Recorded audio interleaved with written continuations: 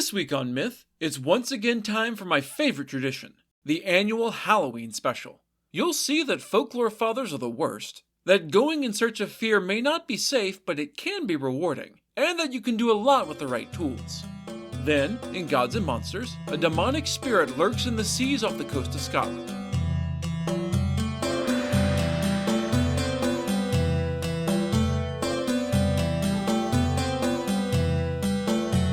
This is the Myths Your Teacher Hated podcast, where I tell the stories of cultures from around the world in all of their original, bloody, uncensored glory. Modern tellings of these stories have become dry and dusty, but I'll be trying to breathe new life into them. This is episode 167, Fear Itself. As always, this episode is not safe for work. Spooky season is here once more, so we're dipping back into the collection of the delightfully macabre Brothers Grimm for a classic horror story. Once upon a time, there was a man who had two sons. The eldest was extremely clever and gifted at learning anything he put his mind to. The younger son, on the other hand, struggled to learn anything at all. Everyone in their little town said that the younger son was worthless and stupid and would be a burden to his father. It was a cruel way to talk about the poor young man. He might not be as academically gifted as his brother, but that didn't mean he didn't have his own skills and talents. Since everyone thought so little of the younger brother, it was his elder brother that was always expected to do anything that needed to be done, which honestly wasn't fair to either of them. The elder son was always diligent and uncomplaining about this burden, having never known anything else. The only time he ever hesitated to complete a task his father asked of him was when he was asked to fetch something very late, especially if it was after dark and the path led through a graveyard or some other equally spooky place. He would shiver and cower and plead with his father. "I won't go there, father, not in the dark. I'm trembling with terror at the very thought." Clever he might be, but he was still a child. Besides, given the world of Grimm's fairy tales, this kid probably had every right to fear the dark. You know who wasn't afraid, though? The younger son. Whenever people would gather around a fire at night to tell scary stories, everyone else would be gasping and shuddering and occasionally screaming in fright. But this kid, who was by far the youngest in the room, could not for the life of him see what the fuss was about. He didn't feel any of the fear the others did, and honestly had trouble understanding what exactly was scaring them so badly. He is very much the literal version of that old boast, "I don't know the meaning of the word fear." This boy literally didn't. He'd never been scared of anything in his life. Alas, rather than being proud of his courage, the poor kid was so used to being belittled and insulted that he assumed that this too was a skill he just hadn't been able to master. He was just a slow learner with this, just like he was with everything else. The younger son is giving me some major neurodivergent vibes, to be honest, and I'm here for it. One day, after a particularly exhausting series of failures at learning some skill or other, the boy's father had had it with his son. "Son, get your ass over here and listen up. You're getting older now, bigger and stronger, which means I'm not going to baby you anymore. People aren't going to take care of you your whole life, so you need to get off your lazy ass and figure out some way to earn your daily bread. Look at your brother. See how he's always putting himself out there and getting shit done? He makes a father proud, but you're honestly pretty hopeless. If you don't figure it out soon, I'm not sure what to do with you." I'm guessing this is meant to be tough love, but it really feels a lot more like bullying. This poor kid has absolutely no self-confidence because he's never been told he's done a single thing right in his entire life. The younger son, who was used to being berated like this, took it all in stride. "Well, Dad, I've been thinking about this a lot actually, and there is something I'd like to learn. I want to learn to shudder. Everyone talks about feeling fear, and I just don't understand it yet, but I'd like to try and figure it out." The older brother, who was listening in with a bit of cruel glee as his father gave his brother a tongue lashing, laughed aloud at this. "Jesus, what a stupid sack of shit my brother is," he thought to himself. "By God, his useless ass will never amount to anything as long as he lives. A crooked sapling doesn't grow into a tall, straight tree, and a dimwit never becomes a useful member of society." Hey, I said the older brother was smart, not kind. He's got an ego the size of a mountain and a real superiority complex.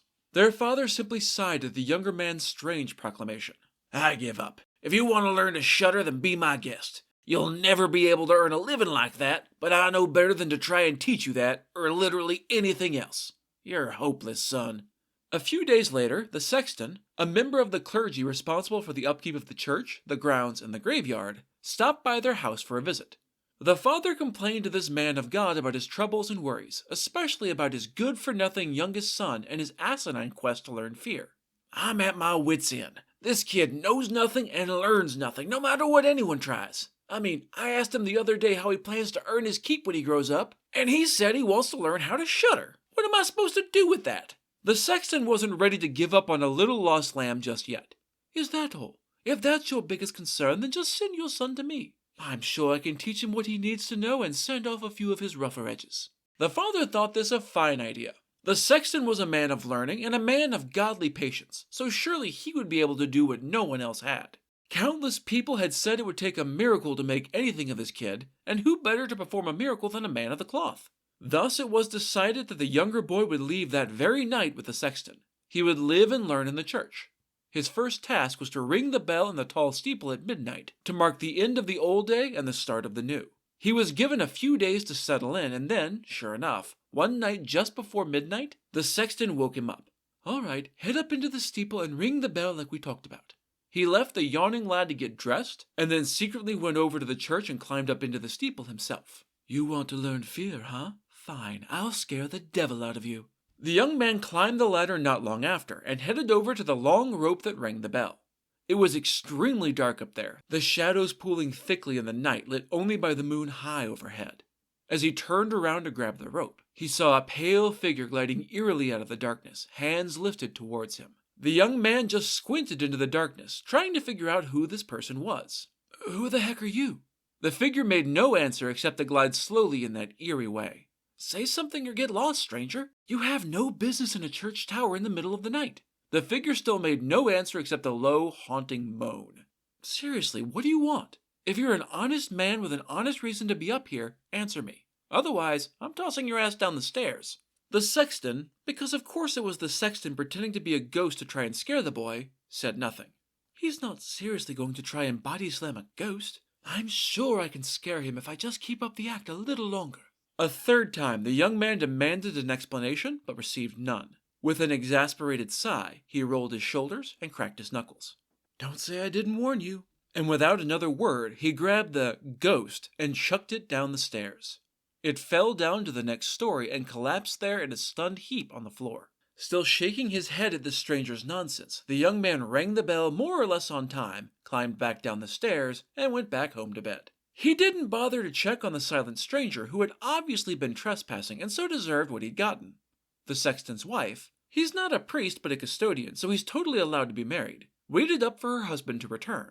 When he didn't, she began to get worried. He'd never taken this long before, and she'd clearly heard the church bells ringing, so he should have been back by now.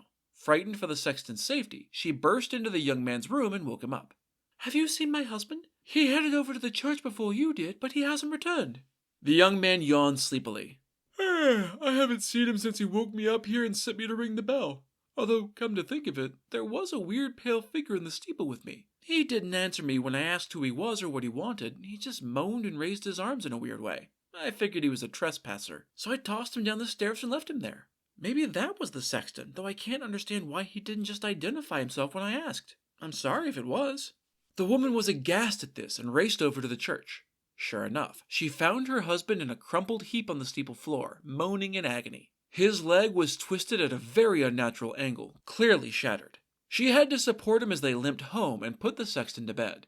Wailing in despair and fury, she ran to the boy's father and woke him up. Late hour be damned. Your waste of space son has been an absolute menace. He threw my husband down the stairs, broke his leg, and then just left him there in agony. Get that good-for-nothing asshole out of our house right this fucking minute. Alarmed, the father raced over to the sexton's house. He could hear the poor sexton still moaning in pain, and so dragged his son out the door by his ear, scolding him the whole way home. What the fuck, kid? Why on God's green earth would you attack a kind, honest man like the sexton? Especially when he was doing you a favor. The devil is in you, son, make no mistake. The kid tried to explain his side of what happened. Dad, I'm innocent, I swear. It was an honest mistake. He was lurking in the shadows of the steeple like a thief and refused to answer me when I asked him who he was and what he was doing there. I asked him 3 times, and he never said a word, just moaned. How was I supposed to know that he was the sexton and not some evildoer? I was just protecting the church. Unfortunately, as was always the case with this family, his father refused to listen to his perfectly reasonable and accurate explanation of what happened. I mean, honestly, if your stated intention is to scare someone, maybe don't do it while standing next to a big hole at the top of a tall tower. That's it, I'm done with you. You've been nothing but a burden and a disappointment your whole life, but now you're actively a problem. Get out of my house. I can't stand to look at you anymore. The young man didn't even try to put up a fight. He knew by now that it was worthless to argue. Everyone, including the bullied young man himself, knew that he was utterly worthless. So obviously every failure was entirely his fault. That's fair, Dad. Give me until morning and then I'll head out to learn what fear is. Once I do that, I'll finally have a skill I can support myself with. Look, I'm on this kid's side 99% of the way, but I do genuinely wonder how he intends to earn money by understanding fear. I very much doubt he's going to start writing horror novels or something. Do whatever you want and learn whatever you want. I don't care anymore. Here's 50 talers, small silver coins, to get you started. As much as an utter fucking disappointment as you are, you're still my son, and so I still have some obligation to you. Take the money and head out into the world, but whatever you do, don't tell anyone where you come from or who your father is. I'm ashamed to be associated with you. At dawn's first light, get your ass out of my house. The young man simply bowed his head in acquiescence, used to such treatment by now. Of course, Father, I will do as you wish. And if that's the only thing you want me to do, then at least I can remember it pretty easily. His father said nothing else, simply turning away and abandoning him. When dawn came, the boy put the 50 talers in his pocket and began to walk down the road, destination unknown. As he went, one thought bounced around his skull on repeat. If only I could shudder. If only I understood fear. He hadn't realized that he'd been saying this thought aloud until a man fell into step beside him. You want to learn fear, eh? There's a sight not much farther down the road that ought to do the trick. Grateful for the unexpected help and, not having any fear, not worried about anything bad happening to him, the young man followed along. Luckily, the stranger was being truthful here. They soon came to a small hill where a gallows had been built. The man cackled as he pointed at the 7 bodies swaying slowly in the breeze. See there? That's the tree where 7 lads married the rope maker's daughter and learned to fly. He cackled again at his own witticism. Sit under that and wait for night to come, and I guarantee you'll be shuddering fit to rattle your teeth. That's amazing. Thank you, sir. If I can truly learn to understand fear that quickly, I'll give you my 50 talers. Come back tomorrow, and if you're right, the money is yours. Leaving the confused but optimistic man, who just thought it good fun to scare a child, he went and sat himself under the swinging corpses. He had already walked for a good portion of the day, but night was still a long time in coming. As it did, the air began to grow cold, so the young man built himself a fire. That's a little counterproductive to learning how to be afraid, but being cold isn't any fun, so I get it. Even so, around midnight, a wailing wind whipped up from nowhere. It blew with such ferocity and such a chill bite that even the fire wasn't enough to stay warm. Being a very kind-hearted lad who apparently didn't understand public execution, he glanced up with pity at the 7 men hanging in the air above him. It's pretty clear that he hadn't understood the stranger's joke about marrying the rope maker's daughter, and didn't realize that they were all very, very dead. If I'm this cold so close to the fire, then those poor souls must be absolutely freezing. I should help them. And without another thought, he clambered up onto the gallows, untied them one after another, and settled them in a circle around the fire. That done, he found a nice poking stick and stirred the fire to get it nice and hot again. He tried to chat with them, but none of them said a word or even so much as stirred. He was pretty fucking rude, actually. The fire was getting quite hot, so the young man shifted away a little, but the 7 silent strangers didn't move a muscle, even when their rags began to smolder. They didn't so much as yelp when their clothes straight up caught on fire either. You guys need to be careful, or I'll have to put you back where I found you. The men did not respond, silent except for the pop and sizzle of their burning clothes and flesh. The young man had had enough of this bullshit. Look, I can't help you if you won't be even a little bit careful. I don't want to burn up with you. Nothing to say for yourselves? Fine, I warned you. Back up you go. With an exasperated sigh, the young man put out the 7 burning figures and hung them back up on the gallows. Now exhausted but warm, he lay down and went to sleep. Early the next morning, the man from the day before returned to collect his 50 talers. How was your night, lad? Pretty scary, right? Did you learn how to shudder? The boy just shook his head in exasperation. Where was I supposed to learn it? It was just me and those 7 fellows up there, and they never said a word. Even when I brought them down to share my fire, they couldn't be bothered to speak with me. Hell, they didn't even say a word when their clothes caught fire. They know even less than me, so I certainly wasn't going to learn anything from them. The man was confused at this, but he could see that the bodies were indeed scorched, so the young man's story rang true. It was clear that he wasn't going to be earning 50 thalers today after all. He went away shaking his head in wonderment. I never met another fellow quite like that. I don't know if he's the bravest lad ever or just the daftest. And so, no wiser but also no poorer, the young man headed down the road again. As before, he was muttering to himself the whole way, "If only I could shudder, if only I understood fear." In time, a cart driver came up behind the youngest son and heard his monologue. It was certainly a strange litany, and the driver was worried about a young, strange man being out in the middle of nowhere all by himself. Hey there, kid. What's your name?" Remembering his father's instructions to reveal nothing about himself lest he bring shame on his family, he just shrugged. "I don't know." "You don't know your own name? I don't think I've ever seen you around here before. Where you from, kid?" Another shrug. "I don't know." "Who's your father?" A third shrug. "I'm not supposed to say." "What do you keep muttering to yourself, kid?" "Oh, I'm just wishing that I could understand fear and learn to shudder, but no one's been able to teach me." The cart driver eyed the boy with obvious concern. "You don't know your name or where you're from, and you won't say who your parents are. I'm worried about you, kid. Stop that weird muttering and come with me. I can get you a place to stay tonight." Without any of the very reasonable concern I would have in this situation, the boy agreed and followed this complete stranger to an unknown location. Again, this kid is either very good at reading people or very lucky because again this random stranger didn't turn out to be a monster or a murderer, despite this being a Grimm Brothers story. The cart driver led him a ways down the road to a comfortable-looking inn just as it was starting to get dark. They both headed inside to stay the night. As they walked into the common room, the boy began to mutter again, "If only I could shudder, if only I understood fear." It was the innkeeper who heard his litany of fear this time and laughed at the absurdity of it. This little kid didn't know fear? He would see about that. "If you're looking for a good scare, young man, you've got a real opportunity here." The innkeeper's wife smacked him in the arm.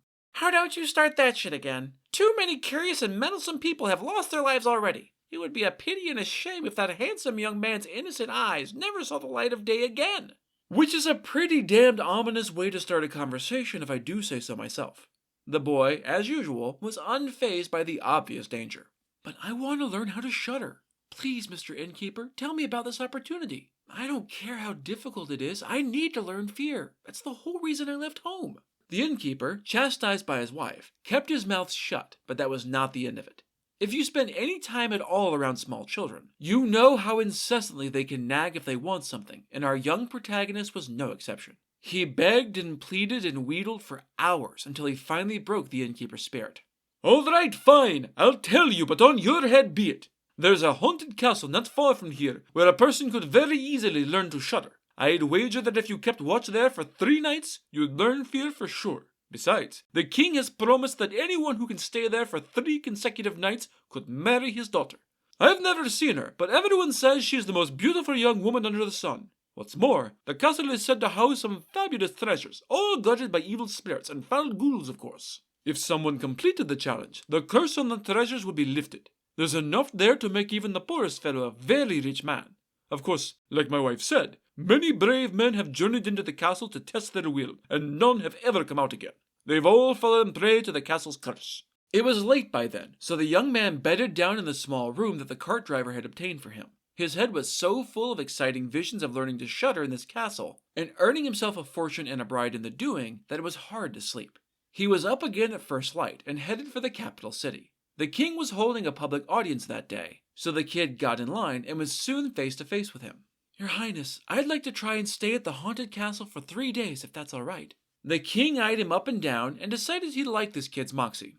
"Permission granted, and because I like you, I'll let you ask for 3 things that you'd like to take into the castle with you. The only rule is that none of them can be alive." The boy thought for a moment. "Very well, I'd like a fire, a lathe, and a woodcarver's bench with a knife." That's kind of 4 things, but the king was in a generous mood. Besides, only the fire and the knife actually seemed all that useful, so he didn't quibble. The king had his servants gather up the requested items and carry them into the haunted castle. They went in at noon since none of them were willing to chance even the possibility of being inside that accursed place after dark. They all left as quickly as they could, so the castle was empty as the boy headed inside at dusk. He built up a nice bright fire near the woodcarver's bench with a knife on it, then sat down at the lathe. I don't know what he intends to do with either of these things since, according to the beginning of the story, he's been utterly hopeless at learning any trade. Mind you, he's not actually using the lathe right now, just sitting at it. The boy looked around his gloomy but still and empty environs. If only I could shudder. If only I understood fear. But there's no way I'm gonna learn that in a dusty old abandoned castle either. He stayed there watching the fire burn down until around midnight. It was getting pretty low by this point, so the young man got up with a stretch and started poking the fire. He was just adding some wood and blowing on it to feed the flames when he heard something from the corner of the room. Meow, how cold we are. The young man called back without looking over his shoulder. Why be cold when there's a nice warm fire right here? Seems silly to be cold when you don't have to be. Come over and warm yourselves. Just don't accidentally set yourselves on fire like the last guys. In response, 2 large black cats leapt gracefully out of the shadows and sauntered over, seating themselves on either side of the boy. Their eyes were wild and savage, or maybe that was just the fire flickering in them. Either way, the boy was, as always, utterly unfazed. After warming themselves for a time, one of the cats looked over at the other. It is very dull here, comrade. Should we play cards to pass the time? Oh yes, that sounds excellent. What about you? The young man thought about it for a moment. Okay, I'm in, but first, let me see your paws. With dual feline shrugs, they both stretched out their claws. That's what I thought. Your nails are so long and untrimmed. I'll need to cut them for you before we play.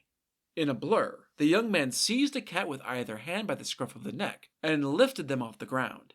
Using his momentum, he whirled over to the woodcarver's bench and slammed them down onto it, stunning them long enough to bind their feet in the bench's vise. On second thought, after looking at your nails, I've lost my desire to play cards. He slit both of their throats cleanly with the knife, killing them instantly. Once he was sure they were dead, he carried the bodies over to the window and tossed them out into a pond just beyond the walls. That was unexpectedly brutal from a child who has been all smiles and kindness up until now. I mean, he's not wrong. He was explicitly warned that this was a haunted castle, and it was more than implied that nothing but himself inside these walls was alive in the traditional sense, but still. This is the same kid who, just days ago, didn't recognize 7 goddamn corpses as dead. I wouldn't have expected him to blink twice at twin talking cats with a love of card games. Having disposed of these clearly supernatural beasties, the young man went to sit down beside the fire again. Before he could, though, dozens of black cats and black dogs leashed to red-hot chains exploded from the shadows in every corner of the room. They filled the space, packing in so tightly that the boy could scarcely move. Luckily, the sheer volume of bodies also made it difficult for them to attack him, so he was sort of safe. The fire, on the other hand, was not. Many of the animal spirits were pouncing on the fire, trying to pull it apart and put it out. Instinct told the boy that very bad things would happen if the light died. He'd been willing to watch them in silence up until that point, but now he'd had enough. Everyone get the fuck out of my face right now. I tried being polite, but now I'm pissed. He grabbed the carving knife off the bench and began slashing wildly. With so many spectral beasts packed into such a small space, he couldn't help but hit some of them. Several died beneath his blade, and the rest scattered, leaving the fire flickering but still burning. He built up the fire again, and then tossed these new bodies into the pond with the 2 card-playing cats. Exhausted by the hour and the exertion, he could barely keep his eyes open. Looking around, he spied a plush-looking bed in one corner that looked extremely soft and comfortable. Perfect. It'll be nice to get a good night's sleep in a real bed instead of on the floor. He lay down, and it was every bit as plush as he thought. As his eyes drifted closed, however, he felt the entire bed stir and begin to move. Looking around blurrily, he saw that the bed was moving quickly out of the room and into the castle proper. Of course this isn't a normal bed. It's in a fucking haunted castle. This isn't one of the 3 items he brought with him, so naturally it's got a mind of its own. This seems a lot more in line with the kid who didn't recognize a dead man hanging from a noose when he saw one, than the one who immediately recognized and defused a sneak attack by spirit cats. The sudden movement didn't scare him though, because of course it didn't. Cool. Can you go any faster? In response, the bed lurched into high gear, moving as though 6 fast horses were harnessed to it. As it neared the place where he had set up shop, the bed abruptly lurched and flipped over in slow motion like a Hollywood car crash. It landed atop him, knocking the breath out of him with a whoosh. He was able to crawl out with only some minor bruising, tossing the sheets and pillows away in annoyance. I guess they just let anyone drive these days. No, really, that's his actual comment, though he's certainly talking about driving a horse-drawn carriage, but still. With the bed out of commission, he resigned himself to sleeping on the ground. He wrapped himself up in the sheets and lay on the pillow he had pulled from the wreckage, and went to sleep beside the fire. In the morning, the king and his courtiers came to the castle to check on the young man. It was important to verify that he had actually stayed in the castle all night after all. They found him lying on the floor with splashes of blood all over, and immediately assumed that the ghost of this place had killed the poor young man on his first night. "Such a shame," sighed the king. "He was a promising young man, and quite handsome. Truly a pity to lose him so young." The man stirred at the voices and sat up with a yawn. "It hasn't quite come to that, sire." The king was astonished to see that the young man was in fact very much alive, but he was also impressed. "How did your first night in this accursed place go?" "Not bad. A little trouble, but nothing I couldn't handle. Just 2 more nights to go." The king and his retinue left, and the young man followed them out. He returned to the inn to wash up and have breakfast. The terms of the challenge only required him to spend the nights there, not the days. The innkeeper was even more surprised to see the young man alive and well in his inn. "I guess you wised up and decided not to do the Haunted Castle challenge after all, huh?" The young man shook his head. "No, I spent last night there." The innkeeper and his wife gaped at this. "Really? Did you learn to shudder?" The young man shook his head dejectedly. "No, I didn't. It all seems to be in vain. If only someone could teach me how." He ate, washed up, and took a midday nap to prepare for his second night in the castle. As night was approaching, he returned to his vigil. He built up another large fire in the same spot and sat down beside it, once more wishing aloud that he could learn to understand fear. As midnight was approaching, he heard a great commotion from somewhere up above. It was quiet at first, hard to hear, but it grew louder and more violent. Louder and louder it went, a terrible bellowing and thrashing as of something fighting for its life. Everything went deathly still for a moment, before a blood-curdling scream rent the night asunder and a man fell down the chimney. It rolled to a stop near his feet, and he realized that it was, in fact, only half of a man. The story doesn't say which half, but it was drenched in blood and had been brutally ripped apart. As always, the young man was nonplussed by this turn of events. He stomped over to the chimney and yelled up at whatever was on the roof. "Hey, another half belongs down here. This is only part of a guy. That's not enough." With a terrible roaring and howling, the other half of the gruesome body was hurled down the chimney as well. "Much better, thanks." He carried the 2 chunks over to the fire and propped them up because, as we've established, he seems to have absolutely no concept of death. "Hey bud, you're probably cold if you've been up on the roof all night. Let me get the fire going a little higher to warm you up." By the time he had built the fire up and turned back around, the 2 halves had mended themselves into a single hideous man who was sitting in the boy's place. "Hey, that wasn't part of the offer. The bench is mine." The hideous man, who had to be some kind of evil spirit or ghoul or zombie or something, since he was literally 2 ravaged pieces mere moments ago, refused to budge. The young man was officially over this shit. He had already fought off weird demon cats and spectral dogs, so he wasn't about to be bullied by some ugly dude. He tried to force his way onto the bench, but the whatever he was didn't want to give way, so they got into a fierce shoving match. The undead guy was bigger, but he was also stringy and emaciated, so the boy was quickly able to overpower him and force him off the bench. He slid onto the seat as soon as it was vacant with a triumphant look on his face. Just as things were starting to look up for our nameless protagonist, another hideous man fell down the chimney and landed with a splat. Then another. Another. Soon they were a small horde, carrying with them 9 bones from dead men and 2 grinning skulls. The bones they set up at one end of the room, then marched over to the other side and began to bowl with the skulls. It was a strange, macabre game that seemed very much in line with everything else we've seen so far in this fucked up castle. As always, the boy was utterly unfazed by this bizarre scene. "That looks like fun. You guys mind if I bowl with you?"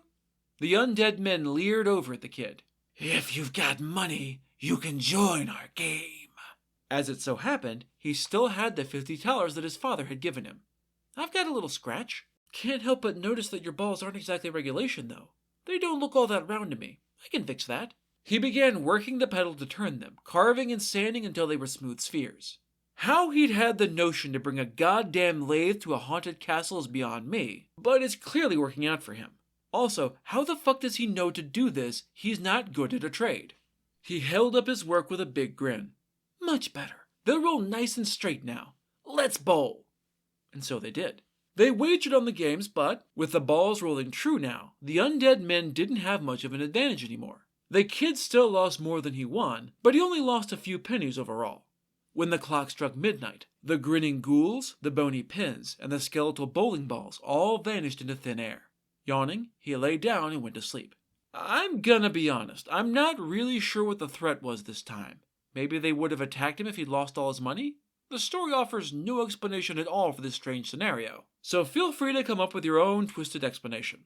The rest of the night passed without incident, and the boy woke with the sunrise the next morning. As before, the king and his retinue came to check on the young man and once more found him sleeping soundly. This time, they didn't immediately assume he had died, and, sure enough, he was whole, hale, and hearty. "How'd your second night go?" asked the king. The boy shrugged.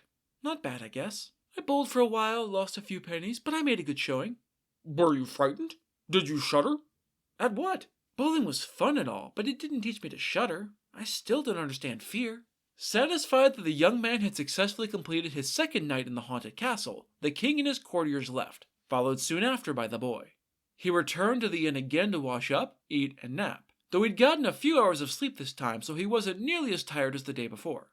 He returned shortly before sunset for his third and final nightly vigil. He built himself another fire and sat down on his bench once more to wait for whatever the castle had in store tonight. "This has all been very interesting, but I still wish I knew how to shudder." Sometime later, 6 burly men entered carrying a coffin. The young man recognized it. It was the one his older cousin had been buried in only a few days before. "Ah," he said aloud to himself, "that is certainly my cousin, who recently died." Once again, we see that this kid seems to have no real concept of what death means, despite theoretically knowing what it is. He waved at the coffin, still being carried by what are clearly pallbearers, and crooked a finger in beckoning. "Come over here, cousin." The 6 pallbearers laid the coffin on the ground. The story doesn't mention them again, so I'm presuming they left. Seeing that his cousin didn't respond to his invitation, because he's fucking dead, not that it means much in this haunted castle, I guess, he went over and opened the lid. Sure enough, there was a corpse inside. The young man reached down to shake his cousin awake, and noticed that his skin was as cold as ice. Like I said, corpse. The young man was concerned about his cousin's unhealthy condition. "You're real cold, buddy, but I got just the thing. A big roaring fire. Let's get you warmed up a little." When the corpse didn't make any move towards the fire, once again, he's super dead, the boy went over himself and held out his hands toward it until they were nice and toasty. Then he came back and placed his warmed hands on the corpse's cold face. Naturally, that did precisely jack and shit to bring the cold body back to the warmth of the living. Not willing to give up yet, the boy pulled his cousin's body out of his coffin and into his lap, rubbing its limbs vigorously to try to get the blood stirring. I cannot stress this enough. All of this corpse's blood has congealed, so it's never flowing again, so of course this did no good either. When that predictably failed, the young man racked his brain for some better idea. I would have thought moving the cousin over to the fire would be the next logical choice, but, to be fair, he did set 7 corpses on fire that way. I guess that's why he instead decided that the bed was the best option available. People often lie in bed together to warm each other up on a cold night, so maybe that'll work. And so he carried his cousin's rotting corpse over to the bed, laid it under the covers, and then crawled in beside it. And, even more shocking, that somehow worked. The corpse did indeed begin to warm up and stir to life once more. "How's it feel being all warm and cozy, cousin? I told you I'd do it." Despite having been roused from beyond death, or maybe because of it, his cousin's now undead body was anything but grateful. "I'm gonna fucking strangle you." The young man was understandably annoyed by this response. Seriously? That's the things I get? Well then fuck you too, cousin. Get back in your coffin. The undead corpse didn't seem overly inclined to obey, instead stiffly trying to carry out its threat of strangulation. With an exasperated sigh, the boy lifted the corpse and dragged it back over to the coffin, tossing it inside and closing the lid. At this, the 6 pallbearers returned from wherever they'd fucked off to and carried the coffin away again. The boy watched it go with a wistful sigh. "Well, that was certainly eventful, but it didn't teach me to shudder. I guess I'll never learn. This whole thing has been a complete bust." As if in response to this sort of request, a man entered the haunted castle. He was larger than the others had been, larger even than those 6 burly pallbearers, but he was very old with a long white beard. The old man leered at the young boy, still seated on his bench with an utter lack of concern. "You want to learn fear, boy? You want to learn to shudder? You're about to understand intimately because you're about to die." The young man shook his head. "Not so fast, old man. To kill me, you first have to catch me." The monster cocked its head in confusion. "The fuck do you mean, catch you? I've already got you. You're trapped in this room with me and no way out except through me." "It's unseemly to brag, dude. Besides, just because we're in the room together doesn't mean you've got me. I'd wager I'm at least as strong as you are, probably even stronger." The monster laughed cruelly at this. You can't be serious. I'm a huge, hulking beast of a guy, and you're just some scrawny kid. You think you're stronger? Then let's put it to the test. Follow me. Shrugging, he did. The hulking brute led the child down through the dark, winding passages of the castle to a blacksmith's forge. Taking up a massive axe hung on a rack on the wall, the giant old man swung it in a vicious arc, driving one of the iron anvils deep into the ground. He sneered at the small boy beside him. Your turn, shorty. The boy shook his head, chuckling. Is that all? I can top that easy. He took the proffered axe and strode over to the other anvil. He stood with his back to the monster, blocking his view. Certain of his victory, but suspecting some trickery, the old man sidled around to get a better view. He got up real close to make sure there was no funny business, and leaned in close so he wouldn't miss anything, and maybe to try and psych out his opponent. With a mighty heave, the boy swung his axe, splitting the anvil down the middle. That was impressive enough on its own, but he also angled the blow such that the blade caught the old man's long beard, wedging it deep into the crack that had formed. I'm not sure whether that counts as one-upping the giant's feat of driving it into the earth, but that wasn't the point. With his beard trapped, the enormous old man was utterly at the boy's mercy. Seems like it's actually your night to die. Taking up a heavy iron bar, the boy proceeded to beat the ever-loving shit out of the hulking brute. It didn't take long for the giant to break down into tears, begging for his life and offering fantastic riches if he were spared. Your word on it? You swear? The old man nodded miserably. I swear. As we've seen many times before, supernatural creatures are often bound by their word, and so the boy was convinced. He removed the axe with another great heave, freeing his captive. Limping slightly from the beating he had received, the old man led the boy back through the castle to a room in the cellar, containing 3 great chests of gold.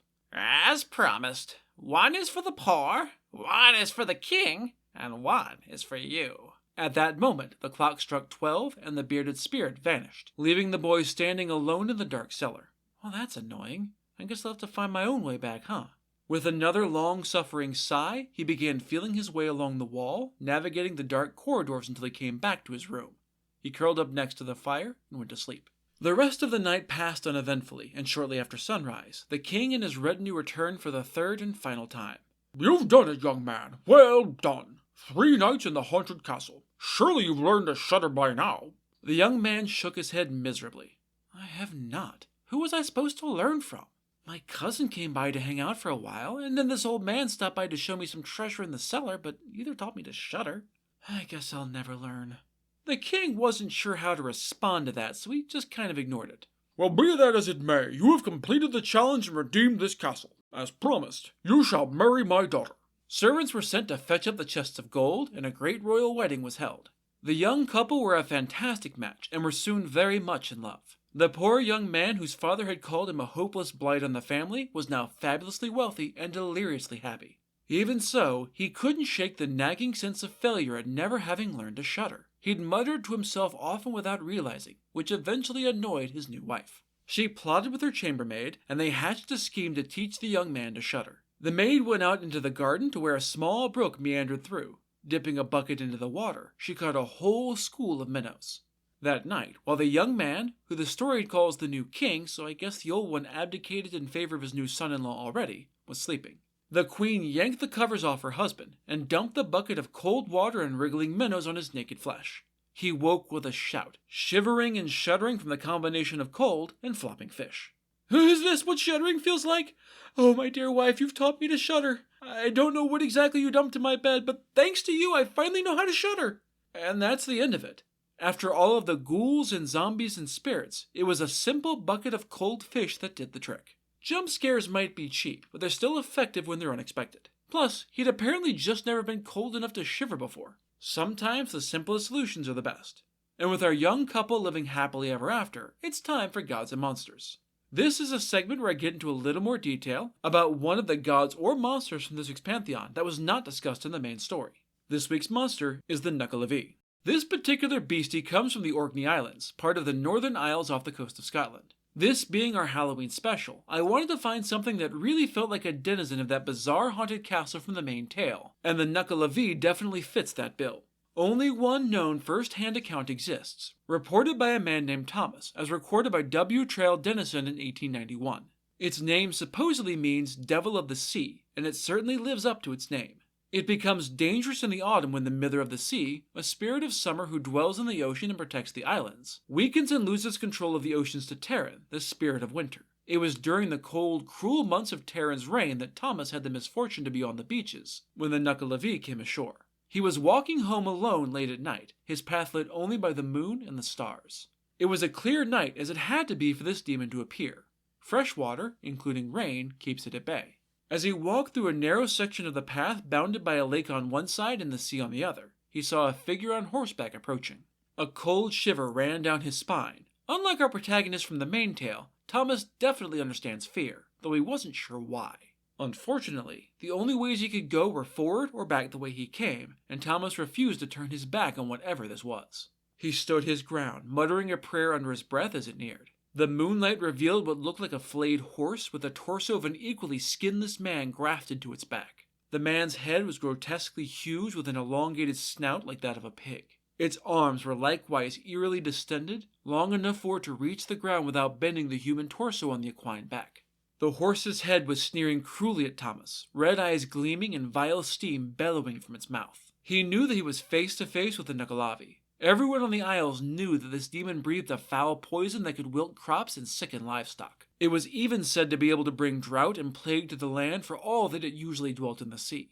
The creature's raw flesh writhed in the moonlight, black blood clearly visible pumping through its veins. Fear rooted the poor villager's feet to the earth, unable to move as it walked slowly towards him. Both heads were staring at him, and he knew that it was going to do something unspeakably hideous to him as soon as he came within reach of those terrifyingly long, twisted, fleshless arms. His mind raced over everything that he knew about the creature, and he knew that there was only one thing that could keep this foul demon at bay: fresh water, a common deterrent to evil spirits. Luckily for Thomas, there was an enormous freshwater lake right beside him. Even as the sickening stench of its breath filled his lungs and those gangrel claws reached for his throat, he leapt desperately into the shallow water. The Nukkalavi let out a thunderous snort as it danced back away from the splash, and his claws just missed snagging Thomas as he jumped. He couldn't stay in the water all night, though, and the lake was far too deep and dangerous to try and navigate in the dark. He only had one chance, and he took it.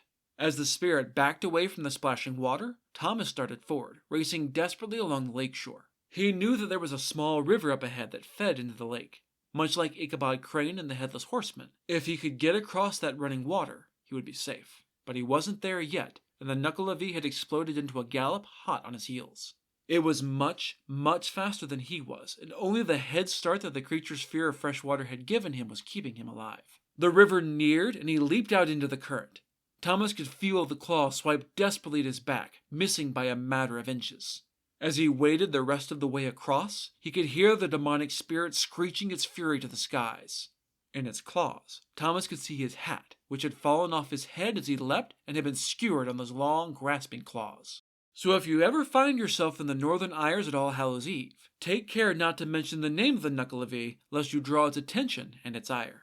That's it for this episode of Miss Your Teacher Hated. Keep up with new episodes on our Facebook page, on iTunes, on TuneIn, on Verbal, and on Spotify. Or you can follow us on Instagram as Miss Your Teacher Hated Pod, on Tumblr as Miss Your Teacher Hated, and on Blue Sky as Miss Podcast. You can also find news and episodes on our website at MissYourTeacherHated.com. If you have any questions, any gods or monsters you'd want to learn about, or any ideas for future stories that you'd like to hear, feel free to drop me a line. I'm trying to pull as much material from as many different cultures as possible, but there are all sorts of stories I've never heard, so suggestions are appreciated. The theme music is by Tiny Cheese Puff. I've recently launched a brand new podcast that I've been working on for a while. It's an actual play tabletop role-playing game show using a variety of systems to tell short arcs, roughly 3 to 5 episodes per story, influenced by some of our favorite classic cartoons. The first story of this new show, Saturday Morning Roleplay, is The Recyclers, a mixture of the Transformers and Captain Planet using the Cartoon Action Hour system. The first 2 episodes have dropped, so you can find it on Facebook at Saturday Morning RP or your favorite podcatcher at Saturday Morning Roleplay. New episodes drop the first Saturday of every month. Check it out. Next time, we'll head to ancient India for a gender-swapped version of the Sleeping Beauty story structure. You'll learn that princesses don't eat flatbread, that corpses need leg massages, and that you should be careful where you put your magical concoctions. Then, in Gods and Monsters, a lazy barber will seek his fortune but find a dancing demon instead. That's all for now. Thanks for listening. Bye.